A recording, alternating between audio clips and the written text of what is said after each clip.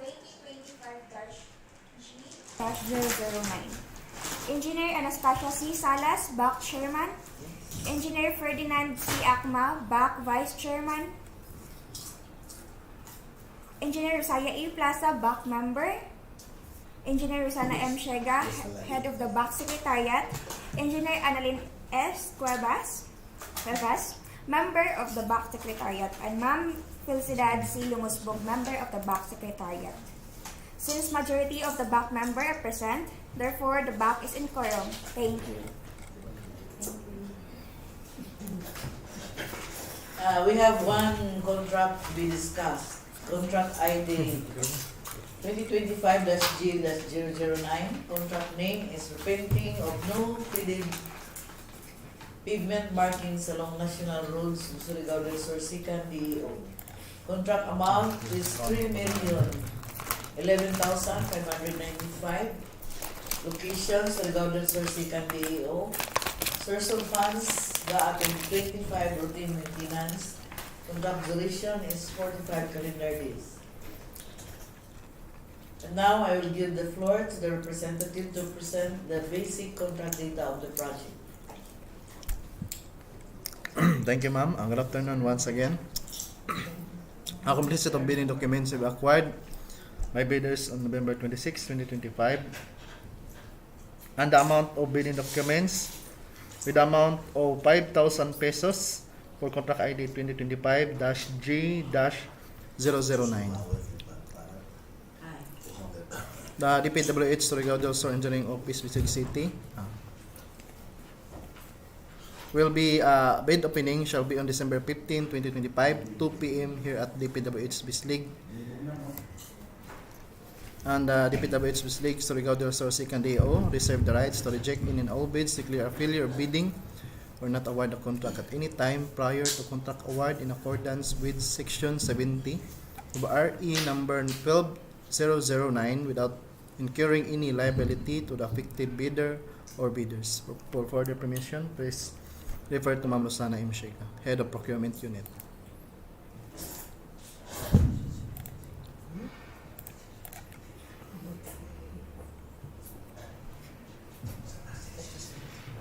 For the item of this said project, first item, the thermoplastic paint white with a quantity of 9,000 bags. 900 bags, sorry. With a unit cost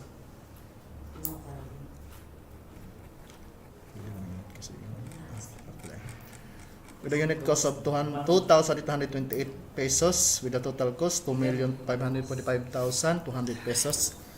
And glass beads premix 45 bags with a unit cost 2,310, with a total cost of 103,950 pesos.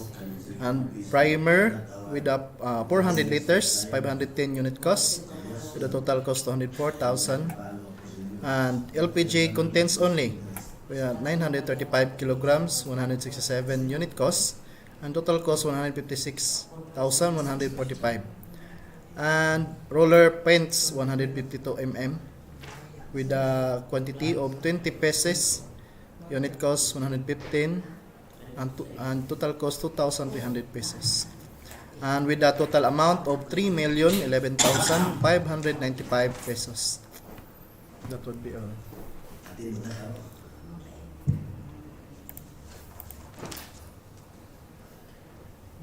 Oh, no.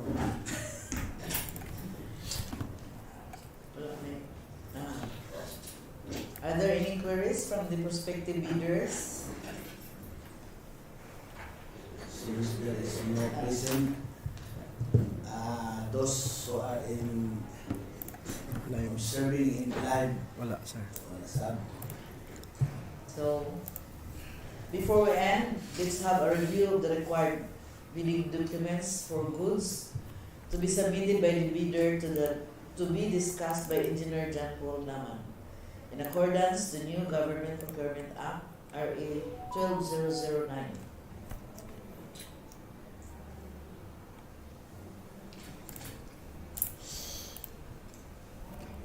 Okay, for the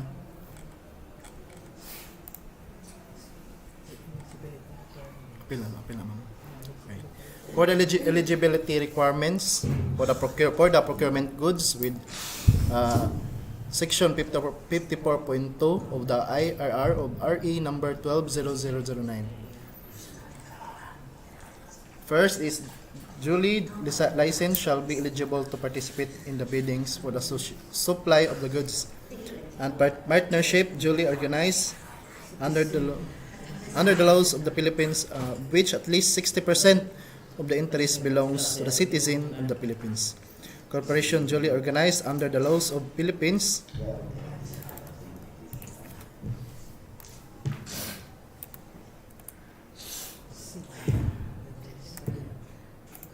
and which at least 60% also with standing capital stock belongs to the citizens of the Philippines.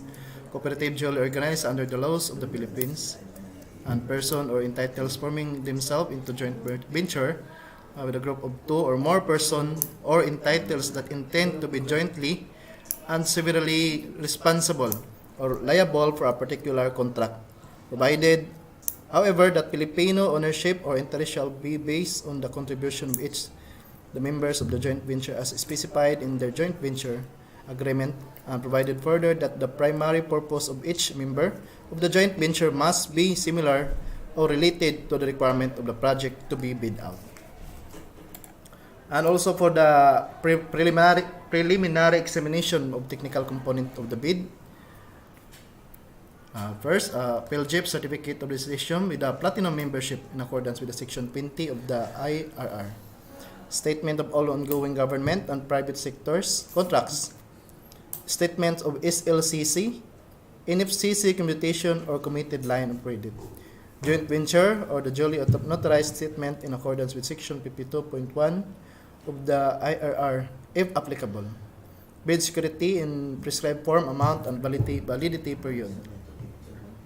And technical specification which may include production or delivery schedule, manpower requirements, or after-sales service or parts, if applicable.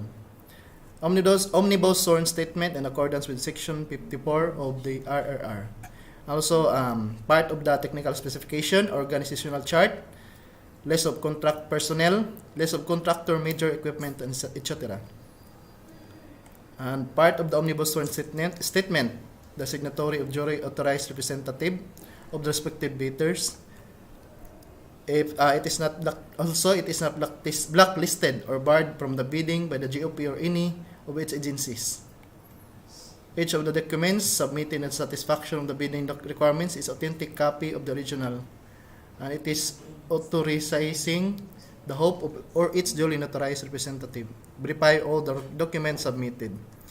It complies with the disclosure provision under sections 81 and 82 of the Act and the RRR in relation to the other provision of RE number 3012. It complies 3019, sorry. It complies with existing labor laws and standards. It complies with the responsibilities of a prospective or eligible bidder provided in the PBDs. It is not give or pay directly or indirectly any commission amount, fee, or any form consideration.